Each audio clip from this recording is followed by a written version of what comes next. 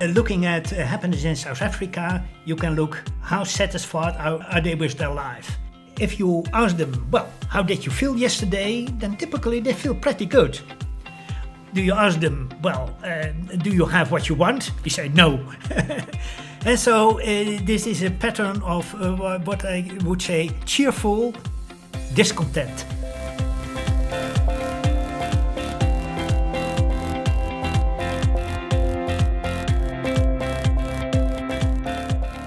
Well, I've been called father of happiness research, but often children have more fathers, and I'm one of them. I started the empirical happiness research, in the late 1960s, but also Ed Diener did in the US, and even forerunners in New Zealand. And I've seen this kind of research flourish. I think this year some 800 research publications on happiness in the sense of life satisfaction will appear. Happiness is how much you like your life, and the only person who really knows is the person himself. If you want to measure happiness, you have to ask people. I cannot see how happy you are, only you know. Well, and then you can ask, well, taking all together, how satisfied are you with your life as a whole? Please indicate it in a number between 0 and 10. Well, maybe you say 7. Well, and that is, I think, typically okay, but it's not very accurate. And maybe tomorrow you say 8. So this measure is, I would call, valid. It measures happiness in the sense of life satisfaction, but doesn't do that very precisely. If you want to have more precise measures, then you better ask the same person repeatedly, how do you feel right now?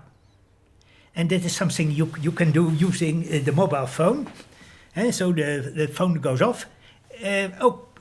Tick, how you feel right now? Well, if you do that, say, every day 3 times in a week, you take the average, then you have a more precise measure of, say, the feeling aspect of happiness. And typically, if you measure happiness in the context of positive psychology, to see what the effect of your trainings is, then that method of multiple moment assessment is far better than the single question. Well, one surprise was that life is getting better, and that people are getting happier in modern society. And when you read newspapers, you see mostly misery and people thinking that life is getting worse. Looking at happiness in South Africa, you can look how satisfied are they with their life. And then on a scale from 0 to 10, well, they score somewhat in the middle, from the top of my head, 5.3. But next to that overall evaluation of how much you like your life, you can look at more detailed assessments of your life, and you can evaluate your life affectively. How well do you feel most of the time? And you can do it more cognitively. Do I have what I want from life?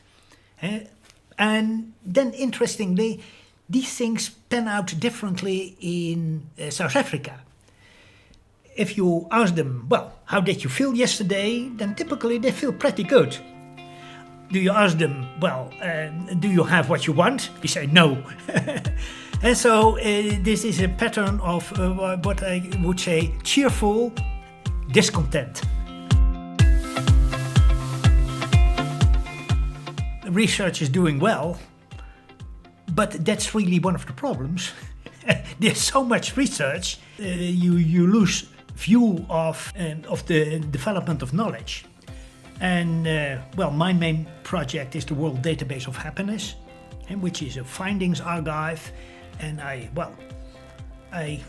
gather all the findings on happiness that are produced in that database. And I hope that will continue after my time.